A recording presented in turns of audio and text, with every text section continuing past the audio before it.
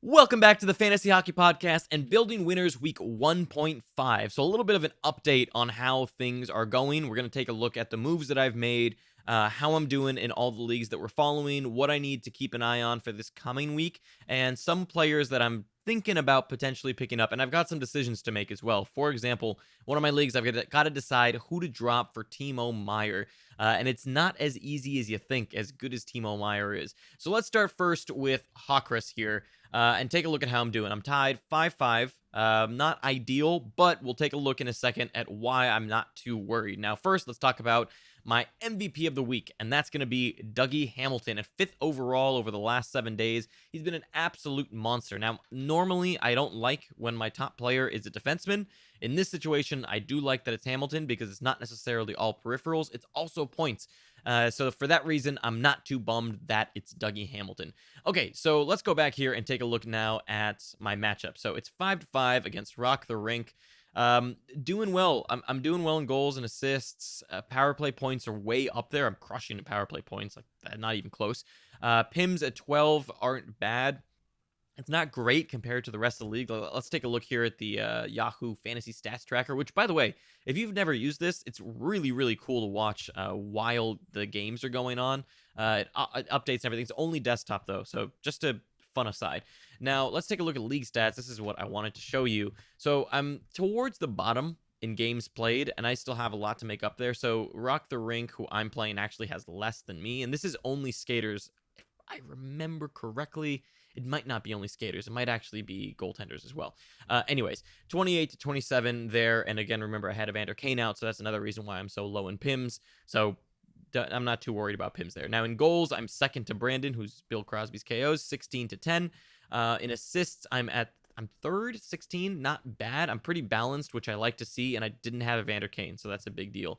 And then in PIMs, of course, I'm towards the bottom. Power play points, first in the league. Shots on goal is where I'm a little bit not concerned. I guess I don't have Evander Kane, right? If I have Evander Kane, I have way more shots, and I missed 3 Evander Kane games. And so that would be way up there in shots. If he shoots 3 a game, I'm kind of sitting somewhere up here, right?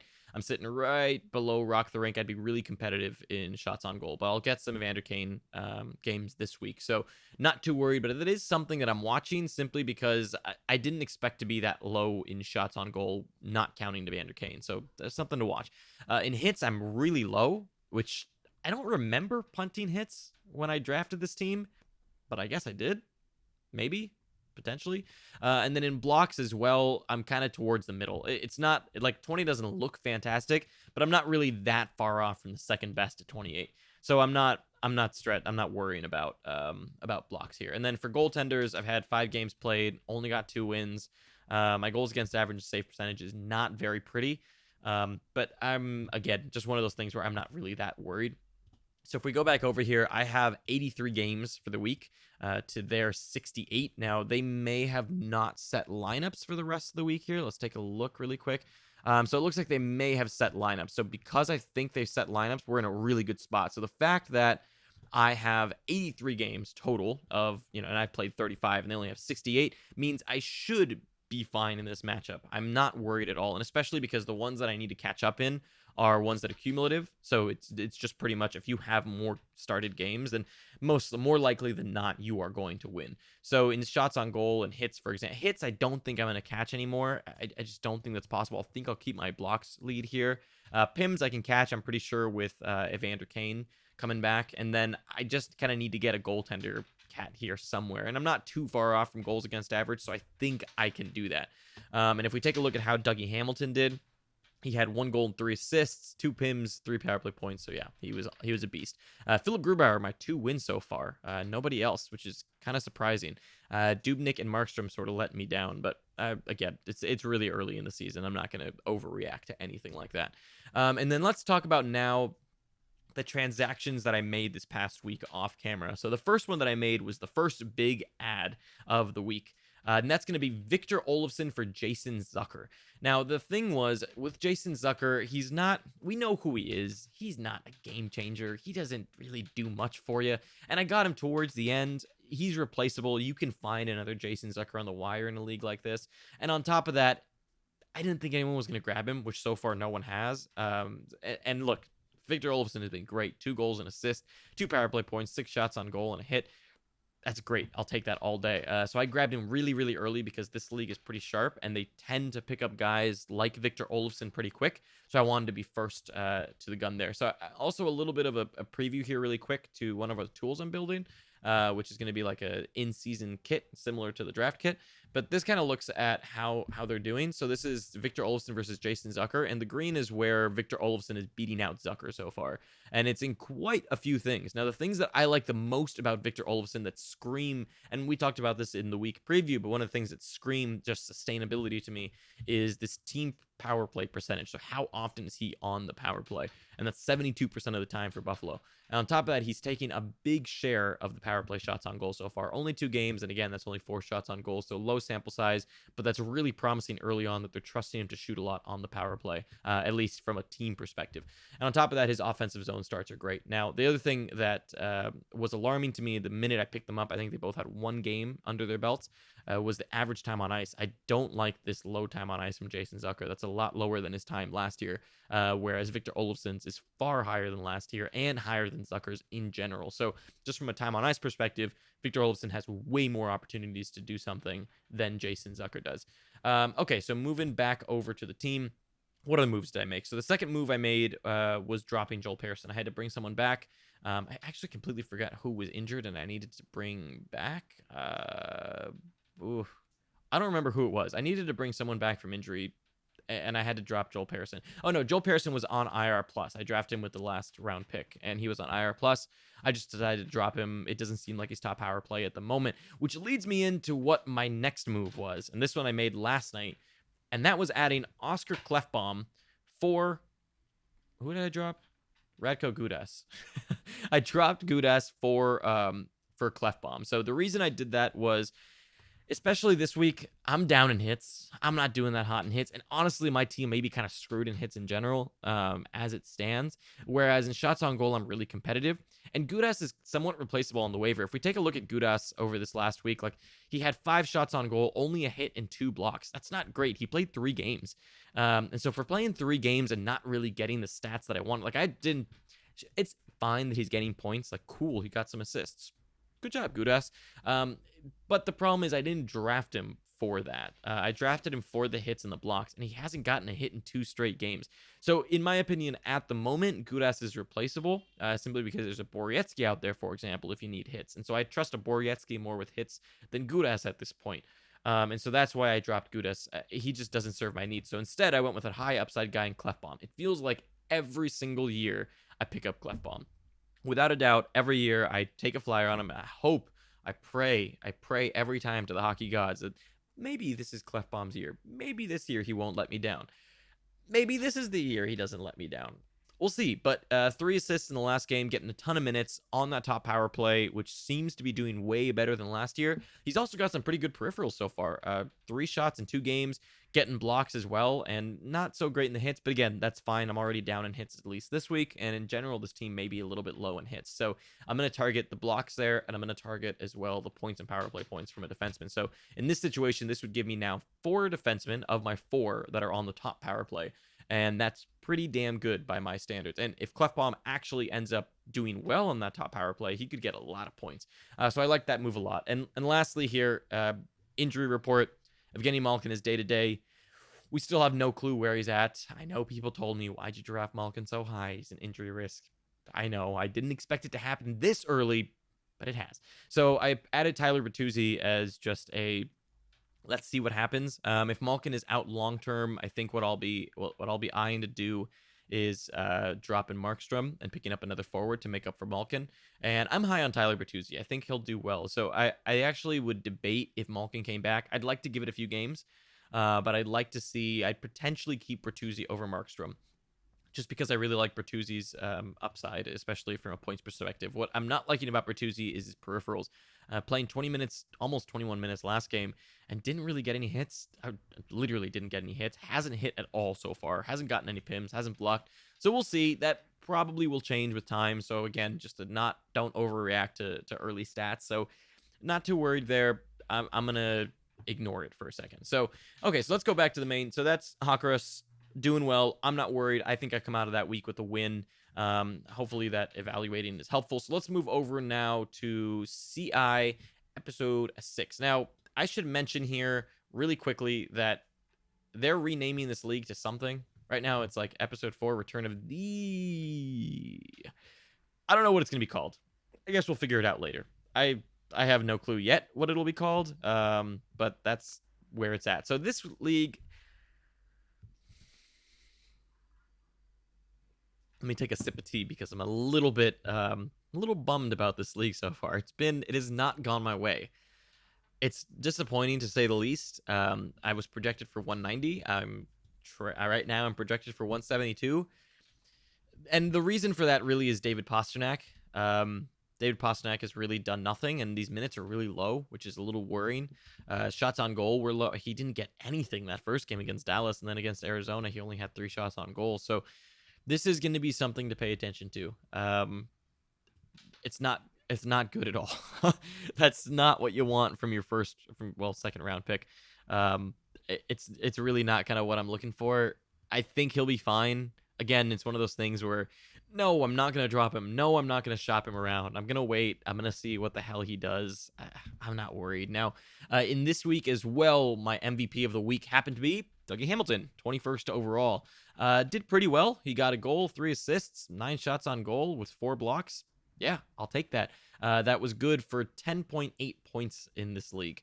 My best player on the team by far, which isn't saying much. That's the problem. My goaltending is also kind of letting me down here.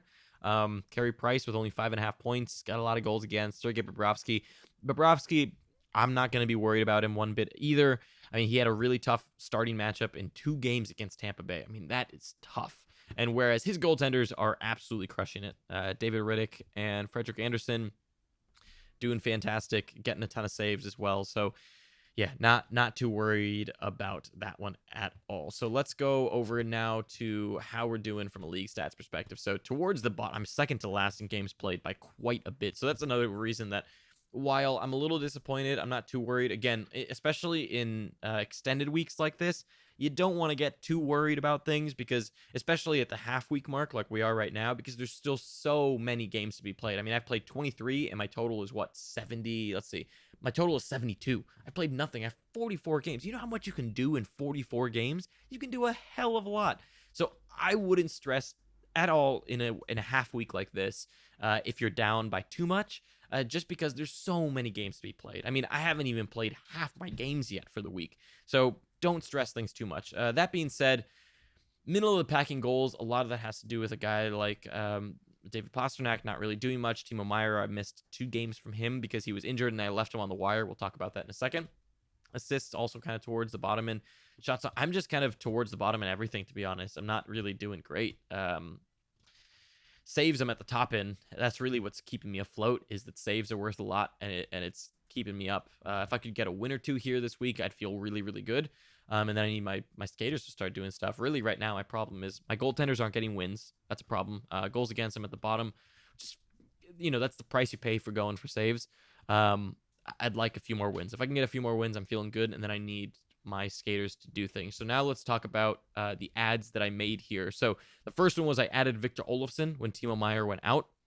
So that was my first ad. Timo Meier went to the IR Plus, and I added Victor Olofsson. We all know what he did for this league in particular. I had him only for that last game where he got 2 goals on the power play.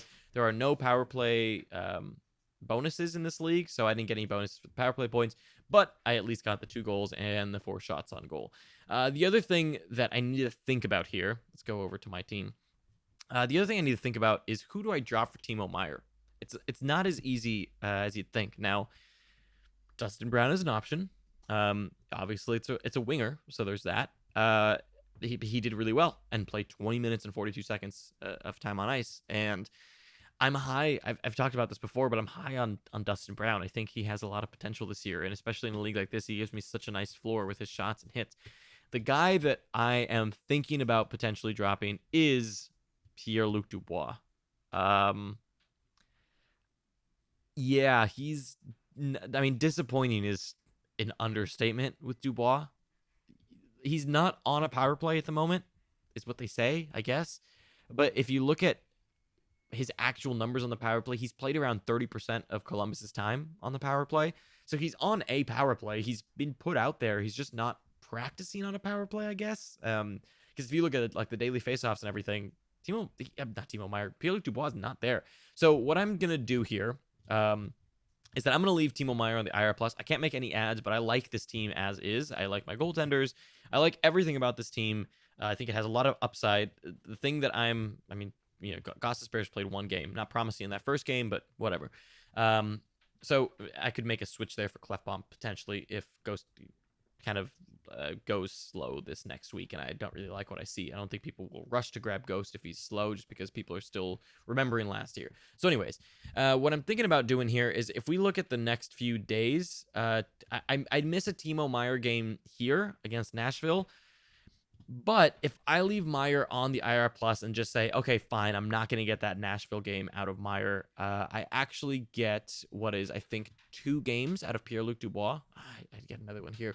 So I thought I got more games out of Pierre-Luc Dubois. So I think what I'm going to do here is today, I'm going to see what happens with Pierre-Luc Dubois on today's game. So today's game is really important. If you care about this league, pay attention to what the hell Pierre-Luc Dubois does today. Because if he sucks today and they don't give him minutes again, I think Pierre-Luc Dubois is the guy to put on the chopping block. I'm high on Anze Kopitar. I think they're kind of comparables. But right now, Anze Kopitar is getting better deployment. Pierre-Luc Dubois only got 15 minutes last game, apparently not on a power play.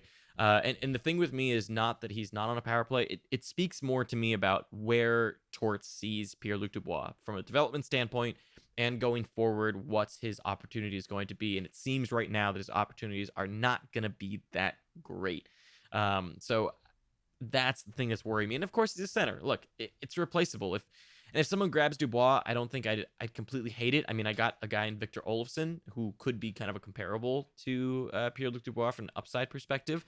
So I wouldn't stress it too much. So I'll pay attention to what happens tonight.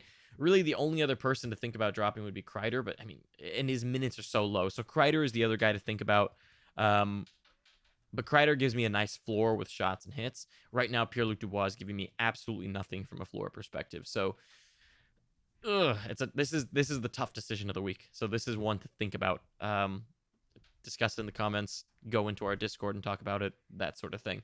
So that's pretty much it for this week. I'm not gonna say I'm dead in the water, but I'm definitely fighting uphill battle here. What I've got to hope for is my goaltenders come up really big, and that some of these skaters that are doing nothing, such as David Pasternak, actually do something for once. And of course, I'll get Timo Meyer back at some point. If Dubois, sucks this week, then I got to think about, or sucks today, then I've got to think about dropping him and getting a Timo Meyer game out of him. Because right now, the other thing is, like, on heavy slates, I'm not playing Dubois over Kopitar. It's not happening with the deployment he's getting right now, so I'd be okay dropping him. And that's the thing with Kreider, has a lot of off nights. Okay, so let's get ready here to move over to our keeper league, which is ECFHL. 4 to 5. I'm fine here. I have 5 more starts than Shane. So, yeah, from just a starts perspective, it makes me not worried. Let's talk about first who the MVP of the week is. It's got to be none other than Mika Zibanejad. He is first overall in the week, or this half week. 4 goals, 4 assists, 3 power play points, 10 shots on goal, 10 shots on goal. Yeah, 3 hits and 3 blocks. Absolute monster. I love that man. As a Rangers fan, I love that man. He is easily my best producer for the week. So in this league, really what's happening is I'm winning. I'm crushing in goals, assists, and power play points. Doing really well there. And I'm close in all these cumulative stats. I'm close in hits. I'm close in shots on goal. So I'm not worried. And I mean, I have more starts than them. I only get 1 more Mika Zibanejad game. Slightly worrying, but not great. This is another league where I have Dubois. And I've got to think about what to do with him. I have Connor McDavid as a center on the bench. I also have Nico Hischier as a center in util. So dropping someone like Dubois could be interesting to open up a streamer option here for me. And I already have 3 goaltenders. So again, the guy I'm thinking about potentially dropping in this league would be Pierre-Luc Dubois. Now, the one move I did make this week was adding Victor Olofsson and dropping Nick Schmaltz. So I dropped Nick Schmaltz, who I didn't like what he was doing. I don't like his deployment. I don't like his minutes. He's down to around like 13-ish minutes. on the Coyotes, so that wasn't great. I like the deployment for Olofsson way more, and the fact that he's left wing, right wing actually opened up a ton of opportunities for me as well. Brady Tkachuk is a beast in this league. Like I said, in this keeper league, I don't know how he got to me. If you watched the draft, you know how excited I was to get Brady Tkachuk. But I mean, honestly, this team is crushing. From everything you could, everyone is getting points. Connor McDavid is killing it. Patrick Kane is killing it. Nico Hischier even got me an assist. Brent Burns is getting me those peripherals. Would like a little bit more on the point side, but that's okay. Eric Chernak even got me a goal, but I mean, his hits and blocks are fantastic at 10 and 8 there. Dougie Hamilton obviously killing it. Kopi doing well. Dustin Brown, Olofsson, Brady Tkachuk, Taylor Hall, Mika Zibanejad, and then the two outliers right now are Pierre-Luc Dubois and Shane Gostisbehere. Voracek, I'm going to be patient on. And then when it comes to goaltenders, again, not really stressing it. Hellebuck is kind of, the fact that he was on the bench again was worrying, but the thing is that they sucked anyways. So that's good for us. Kind of. Sort of. I guess. So, whatever. He'll get Pittsburgh probably next, and then he has Minnesota, Chicago. Not the easiest of schedules to start the season, but I'm okay with this so far with goaltenders. Vasilevsky obviously got lit up against Florida. Not great, but what am I going to do? Drop Vasilevsky. Markstrom, I'm going to keep. I like the saves more than anything, so I'm up at the top in saves. So let's take a look at the league stats here. I'm again at the bottom in games played, and this is for offense. I should mention this is for offense only for games played. So towards the bottom in skater starts, not much I can do. It's, again, half week. I outstart my opponent for the entire week, and that's kind of all I care about at the end of the day is, do I outstart at the end of the week? And again, a lot of my starts are coming from goaltenders, so that's another thing to remember. So I'd like more wins for how many goaltender starts I'm getting. I have 5 games played in goaltenders, but only 1 win, which is not great. Towards the top in saves, surprising that I'm not at the top, to be honest, but I think a lot of that has to do with who the opponents were. It's like Florida versus a Tampa Bay, very even matchup.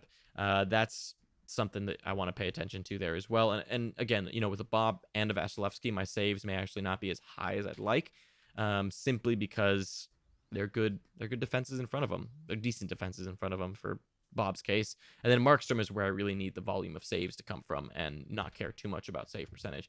But again, towards second to last in save percentage is not where I want to be with that many goaltenders. First in the league in goals, second in assists, top or tied for first in power play points, which is what I like to see. Shots on goal kind of middling in the pack, and I think a lot of that has to do with I didn't get many Voracek games. I only got 1 from him. And then Pierre-Luc Dubois is just not really shooting much, and I think that's a factor of him not playing much. If you're not on the ice for very long, you can't really take that many shots. As far as hits go, kind of middle of the pack, but again, if you look at Ovi's endless bender here, 48 to 37, that's a gap I could easily close if I had more skater starts, so not worried there. Blocks are kind of somewhere that I'm definitely down in, but again, one of those things where 30 to 22, you can make up that gap pretty easily if you get a few more Chernak games or a few more Burns games, that sort of thing. So not worried about that. And then that's pretty much it for this league. I'm not really worried about any of these matchups. I think I can come out ahead. I think the one I'm worried about the most is CI episode 6. That's the one that is the toughest. That's the one that's the biggest uphill battle. He's crushing his projection this week, so we'll see what happens. And then this week, really, I don't think I'm going to make that many ads, if any. I'm kind of happy with where I'm at. I think the one drop that I need to make, obviously, is not Victor Olofsson. I need to decide who to bring back for Timo Meier, or drop for Timo Meier. And so that's the one decision I've got to make. And aside from that, I'm pretty happy with where all my teams are at. And right now is kind of one of those things where if you look at the landscape, there's not that many places to think about just who is the next big Top Gun. Most of the teams right now are kind of settling in. I think some of the players to kind of pay attention to are Rope Hintz if they're available in the league. Pavel Buchnevich is one in kind of like a points league that matters more with points. And we talked about all of this in the week preview. So thank you for tuning in to week 1.5 of Building Winners. If you enjoyed it, be sure to like and subscribe if you want to get future episodes. Next Monday, we'll have week 2, and we'll actually be able to go over how all this went. Let's see if my predictions that I'm fine actually pan out, or am I building losers? We'll see. Anyways, thank you for watching, and I'll catch you next time.